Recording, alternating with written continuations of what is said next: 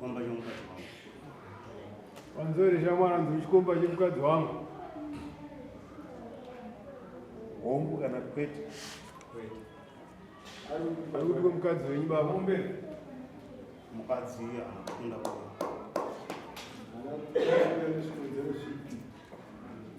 Vabereki wake vane function yebhuwa yavakaita nezimona nhasi. Watu wabereki wakanishi? Vane function yebhuwa yavakaenda. Saka iye anakunda. Iwewe se watu chikomba chomukadzi wangu? Chokutanga pane mukomana uyu ndikabata odi ndikudanana kwake nomukadzi wangu. Mashure uku ndambonzwa kuti vari kudanana. Ndikati mubvunza iye mukadzi ndakamubvunza kuwandirambira.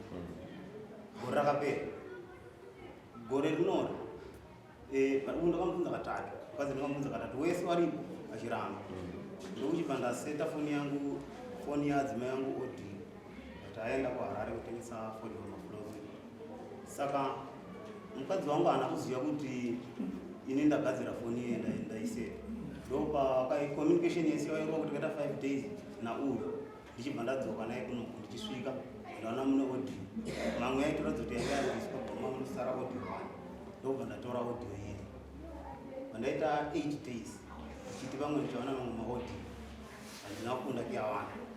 Ndopakauya mukomana wekumba kwangu ndobva ndashedza tete wangu mune mukadzi wangu ndavabvunza futi Jackson Baramba. Nguva yakaramba ndopandaka mutima inhasi panapa kurwa munhu. Mukomana uyu ndopakajitika tandiri pamusuwo pemba ndopakajitika panonga zvidhina. Akuda kunditemana zvidhina. Asati asunza chidhina chiye pana muruwa wabhadona pasi. Vakuda kusumuka pana muruwa wabhadona pasi bhatizi. Kubva musi wa 25 May haana kubvira azombowanika kuwanika manje svondo rakapera iri. Ndopakazouya achiti kuna tete wangu natsana wangu ndishedzerei mutani kuti nditaurira naye nyaya yandakaita. Ini ndandisipo ndakazouya chachipiri kuwandudzwa nyaya panaenda kwaSabhuku. Iye uyu aitanza akasvika ma5 dzousiku panopo panobva vati ndonyaya yangu yandanaibva ndamba kwataurira nini bwa nditi nini nyaya bwa bwandudzwa bwa nditi nyaya yako inyaya iri kwamama enda kwaSabhuku. Ndakaenda kuna Sabhuku madoni ndikavataurira nyaya mukomana wenda nzikoti akauya. Saka toita sezvino nyaya iri kwamambo kati ngaende kwamama. Saka iwe kuti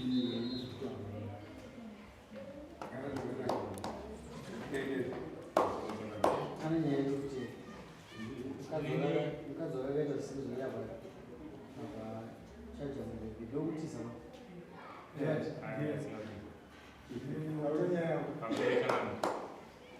nyaya yekutaurwa munogumouyu yekuti ndikamubvisa handina kumubvisa ndinofokana navo yekuti ndinoda mudzimai wake ndinofokana ndaikumbira kuti kana zvichibvira mukadzi wacho anofanira kunge aripo apa totaura matauriro atakaita kubva kumashure iye achikukura ini ndichikukura ndiri papa pasina mumwe anozomuzvenga mumwe kana mumwe anozomupedza mumwe mangwana tese tiripo. Nyaya audio ndairi audio yacho inouya yoiswa apa yoteererwa munhu wese. Right.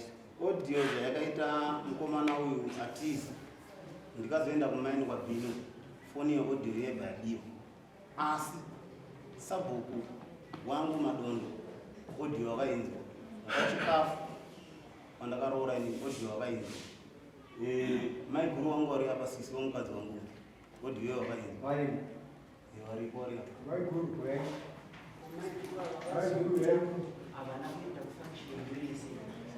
aiwa vanogara kwaBhondo kunoko sitogara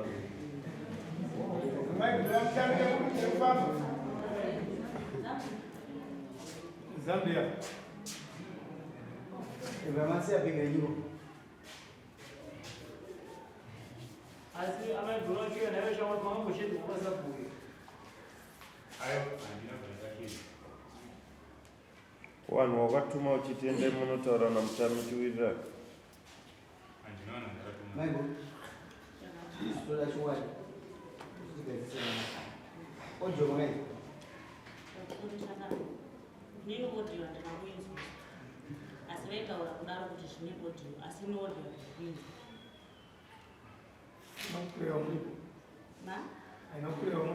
avanongotiplayera audio asi vaitaura kudaro kuti zvine audio asi ni audio kudzimwe hama dzenyu hadzina kutaura kuti dzakaplayirwa audio handina kusangana nemunhu akutaura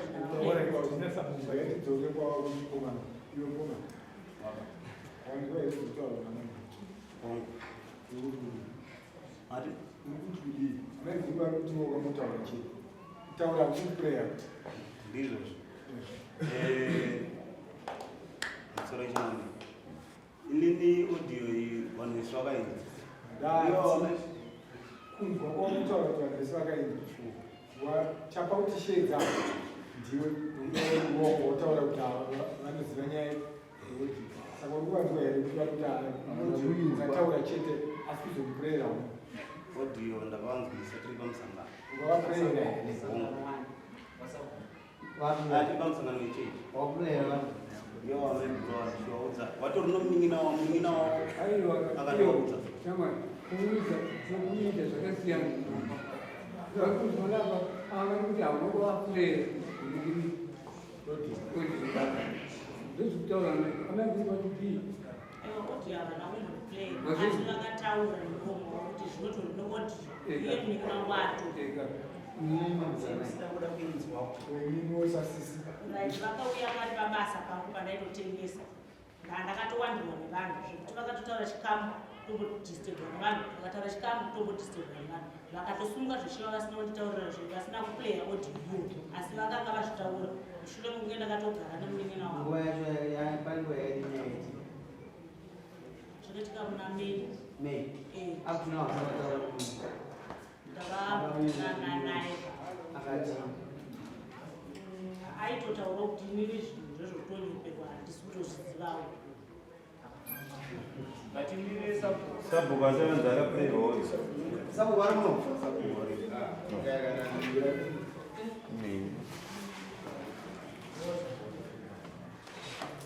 Sabu tipeze kuzeri. Taurisai sabu, taurisai. Pameta zvese zvekuti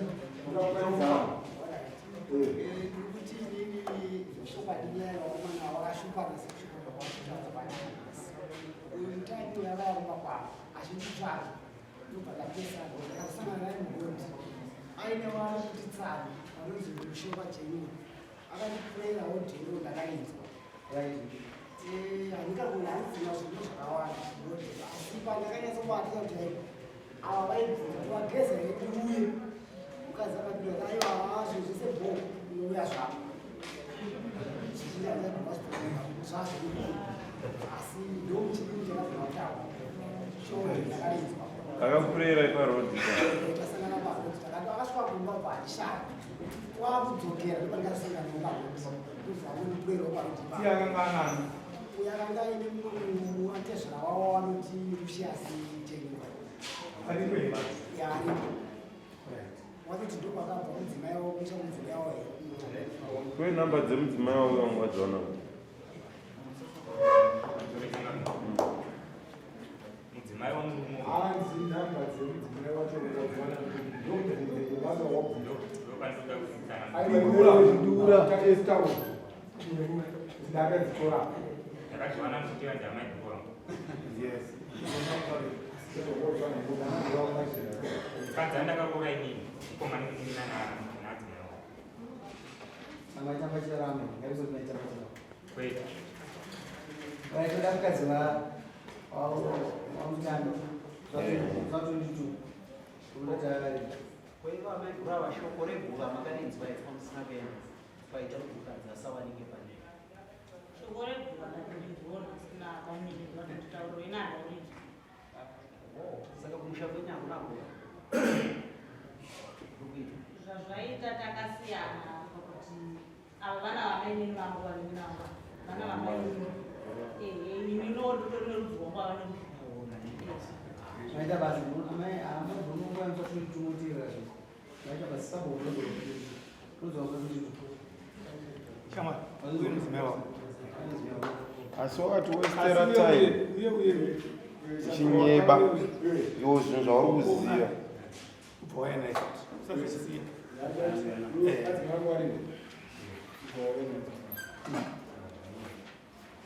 Yeah.